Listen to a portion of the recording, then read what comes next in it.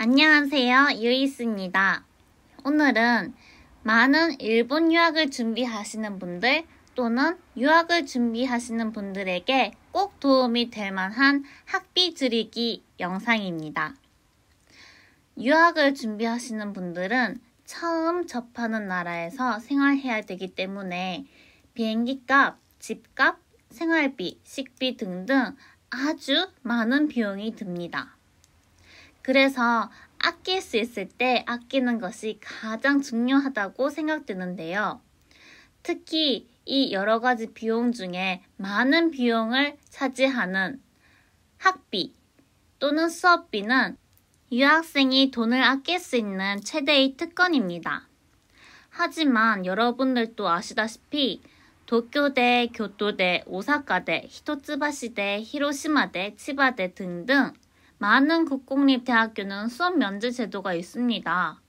하지만 와세다, 케이오, 리츠메이칸 도시사 등등의 사립학교는 수업 면제 제도가 아예 없거나 그것을 대체하는 장학금을 취득하는 제도가 있습니다.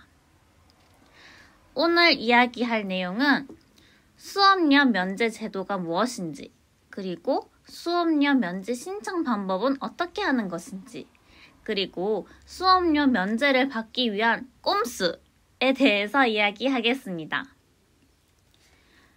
첫 번째, 수업료 면제 제도가 무엇인가요? 수업료 면제 제도란 경제적으로 가정 형편이 좋지 않은 가정 또는 갑작스런 친족의 사망, 재해 피난자들의 학습자들에게 수업료 면제 특권을 주는 제도입니다.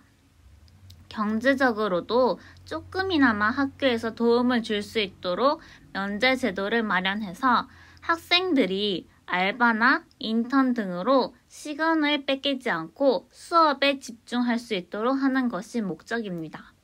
그러면 우리 같은 유학생들은 수업료 면제 신청을 안 해야 되나?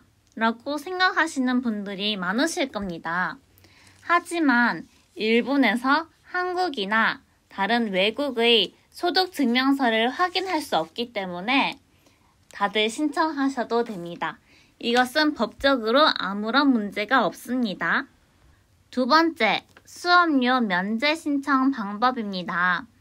여러분은 여러분이 들어가고 싶은 대학교, 특히 국공립대학교에 들어가셔서 수업료 면제 매뉴얼을 다운받으시고 거기 매뉴얼에 나온 대로 그대로 적어주시면 됩니다. 이때 필요한 것은 학생증, 가족정보, 신청 이유입니다. 여기서 가족정보는 가족 구성원, 그리고 부모님 이름, 성함, 그리고 부모님 수입 등등이 있습니다.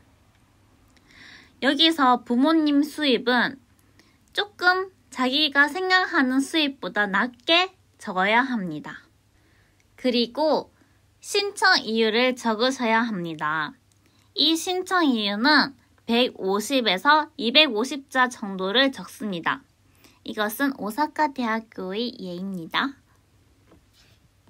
이 수업료 면제 신청의 신청 이유를 아주 잘 적으셔야지 여러분이 전액 면제를 받을 수 있습니다.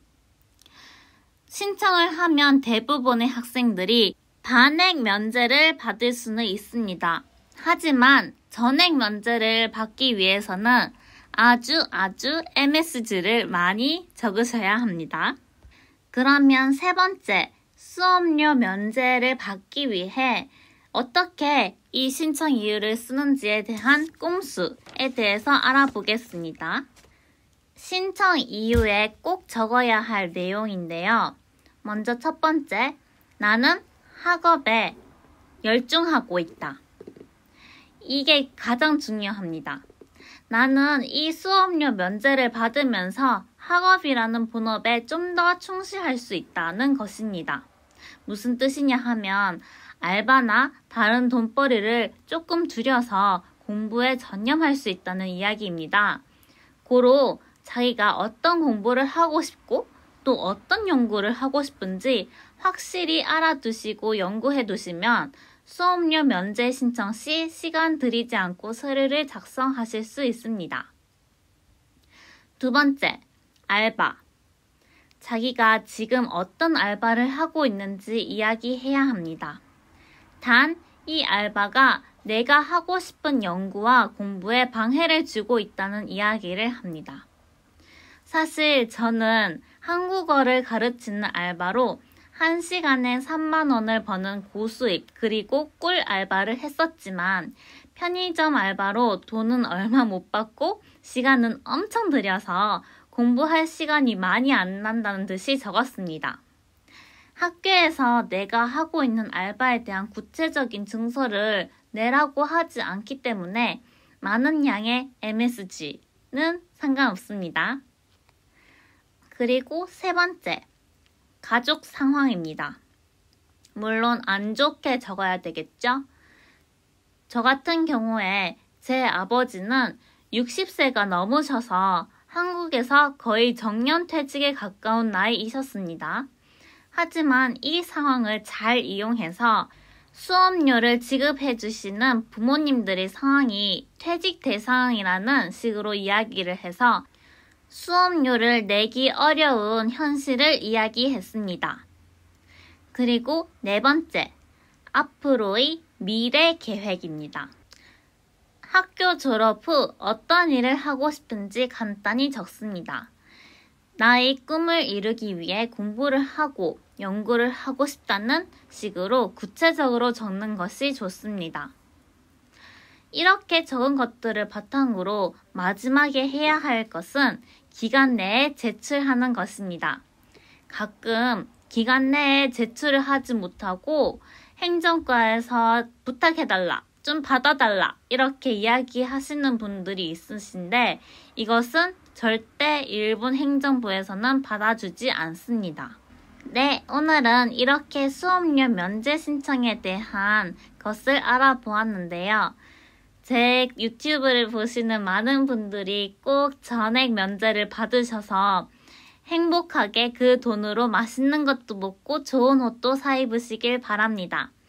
여러분의 유학생활, 일본 유학 입시 엄청 응원할게요. 바이바이.